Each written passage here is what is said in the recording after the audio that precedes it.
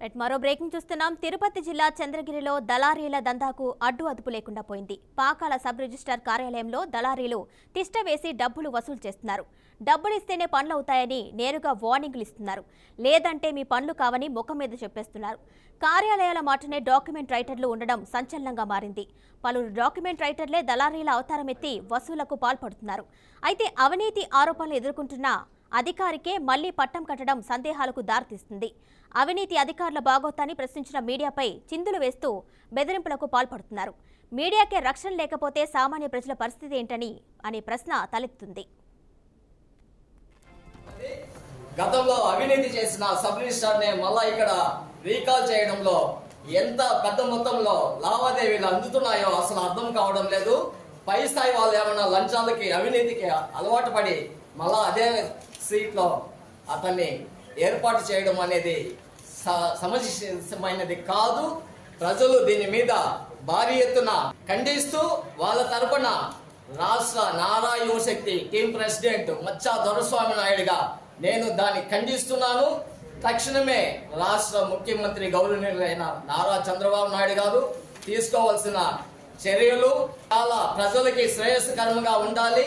అవినీతి అధికారులని వెంటనే జైలుకు పంపే ఏర్పాటు కూడా చేయవలసిన అవసరం ఉన్నదని మొత్తం చూడాలి.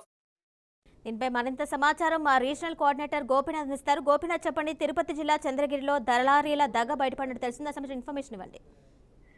మొత్తం మీద అంటే ప్రభుత్వం మారింది, కొత్త ప్రభుత్వం కొలువుదీరింది. ఇప్పటికే ఎన్నో రకాల చర్యలు తీసుకుంటున్నాము, పారదర్శకమైనటువంటి పరిపాలన తీసుకొస్తామంటూ కూడా ప్రభుత్వ యంత్రాంగం చెబుతుంది. అయినప్పటికీ కూడా ఎన్నో సంవత్సరాల నుంచి కూడా సబ్ రిజిస్ట్రార్ కార్యాలయాలు జరుగుతున్నట్టు అవినీతి మరోసారి కూడా బట్టబయలేయడం అవడం జరిగింది. తిరుపతి జిల్లాకు సంబంధించి చంద్రగిరి నియోజకవర్గం పాకాల సబ్ రిజిస్ట్రార్ కార్యాలయంలో ఎక్కువ అంటే ఎక్కడ పడితే అక్కడ దళారీ కొనసాగుతుంది.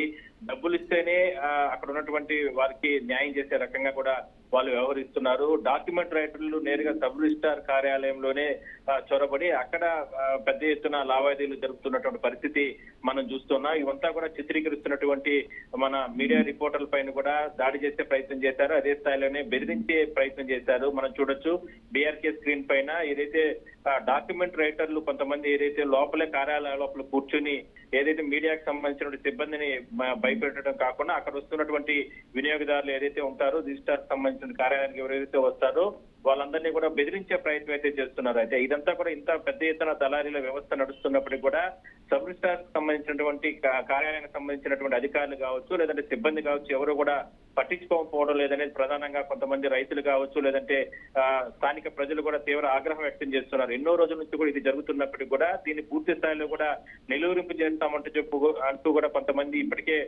ప్రజాప్రతినిధులు లేదా అధికారులు చెప్తున్నప్పటికీ కూడా సబ్ రిజిస్ట్రార్ కార్యాలయంలో మాత్రం పెద్ద ఎత్తున ఈ దళారీల వ్యవస్థ కొనసాగుతుందని మనం చెప్పొచ్చు. ఈ విషయాన్ని ఇప్పటికే ఏదైతే కొంతమంది బాధితులు స్థానిక ఎమ్మెల్యే దృష్టి కూడా తీసుకెళ్లేందుకు కూడా ప్రయత్నాలు అయితే చేస్తున్నారు. మరోవైపు ఇప్పటికే అంటే స్థానికంగా ఉన్నటువంటి విలేకరులపైన ఏదైతే దాడి చేసేందుకు ఏదైతే ఉన్నటువంటి ఈ దళారీలు కావచ్చు, లేదంటే డాక్యుమెంట్ రైటర్ ప్రయత్నం చేస్తారో వాళ్ళపైన కూడా పోలీస్ స్టేషన్ లో కూడా కేసులు నమోదు చేసే విధంగా కూడా ముందుకెళ్తున్నారు. మొత్తం మీద అందరినీ భయభ్రాంతులు గురి చేసే విధంగా కూడా సబ్ రిజిస్ట్రార్ కార్యాలయాల్లో ఈ రకమైనటువంటి దళారీ వ్యవస్థ కొనసాగుతున్న నేపథ్యంలో ఉన్నతాధికారులు స్పందించాల్సిన అవసరం ఉందంటూ కూడా స్థానిక ప్రజలు కోరుతున్నారు. Right Gopinath, thank you.